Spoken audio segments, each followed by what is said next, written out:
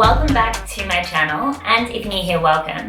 My name is Erin and this channel is all about how to overcome your own limitations to build the business and life of your dreams. So today's video is actually going to be the second part of a two-part series that I have created all about content creation. If you haven't watched the first one, there's no sort of sequential order. You can absolutely watch this one first and go back and watch the other one second.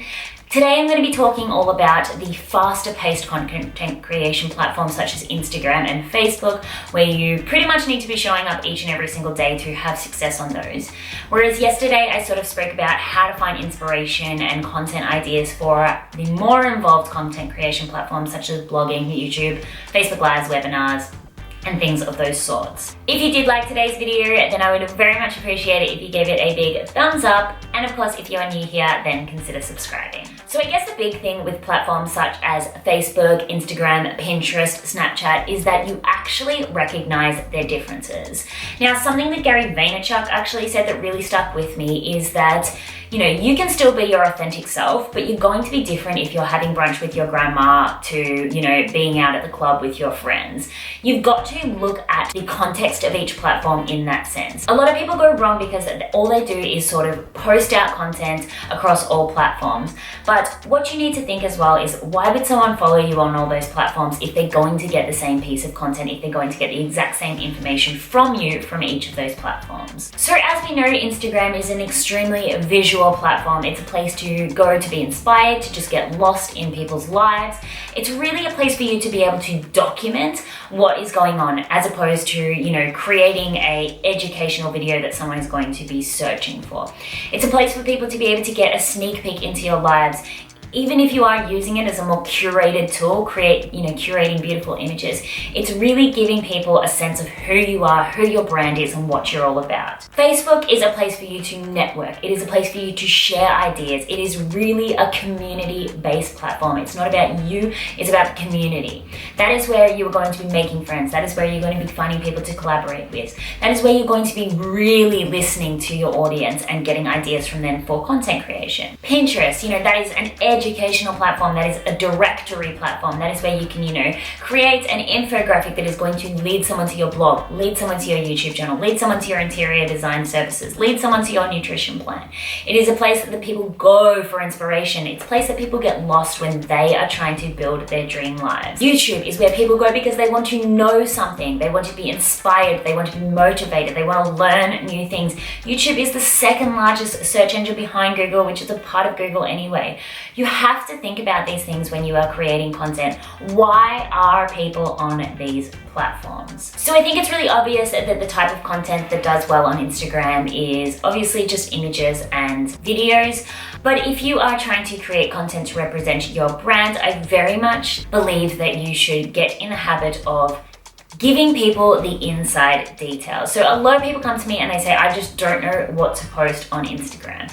And my personal opinion, and other people might think differently, is I think that Instagram as a personal brand, as someone who's trying to build a business, be a creator online, influencers, Instagram is where you essentially give people a sneak peek into the behind the scenes. In the captions, as much as you possibly can, share how you're feeling, share what you're doing, share what you're working on. You shouldn't be selling on Instagram. You can be directing people to a blog post, you can be directing people to a YouTube video, but really at the end of the day, you should be giving people information into exactly who you are and what you're about. Now, a lot of people find it really hard to remain consistent with the image part of Instagram, and I'm going to 100% put my hand up and say that I am one of those people also. I find it really hard because I am very much a vocal person. I love connecting through video, so photos are not my forte. How I actually find photos is, as much as I possibly can, I will take my own photos, but if I can't, then I will use stock photos, but they are usually dog ugly, so I will use photos from places such as We Heart It, or I will share other people's photos. The important thing is that where possible, you should be tagging whoever's photo it was. People don't generally mind if you share their photos as long as they are tagged in it.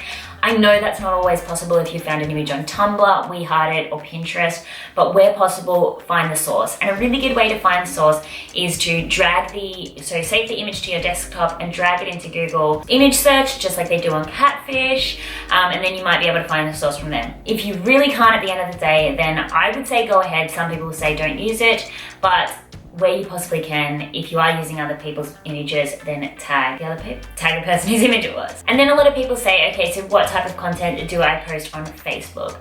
Facebook, as I said, it's really a community. It's a place for you to have deep conversations with people. So the type of content that I would share is things such as articles, links to videos where you can actually have a discussion in the comments. I would post quotes. You can obviously share images just to keep the content flowing from things such as Instagram, but you've just got to think like this is a real amazing platform for me to actually do some qualitative research and really get in the minds of my audience. Pinterest, you should be using that, as I said, to really go into the fact that people are building their dream lives on platforms. I mean, who doesn't have a vision board on Pinterest? If you don't have one, start one immediately because they're incredible. But that's what people do there. They build out, the inspiration for their kitchen. They build out their meal plans, workout plans, outfits, everything that they possibly can. So you should be directing people to your content through, inspirational images or infographics, especially, if you're in the fitness industry, infographics are an incredible way to direct people to a blog or a video. So I guess those are the three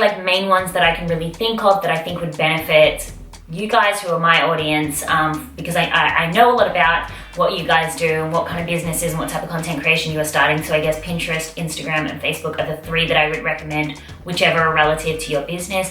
Obviously there are others, Snapchat, Periscope, but I'm not going to go into detail with those because I don't use either of those. The next thing I do want to talk about is scheduling. Again, I spoke about scheduling yesterday, but a lot of people lose momentum, they lose the consistency because they are not planned, they are not organized, they are not being productive, and they're not being proactive with their social media plan.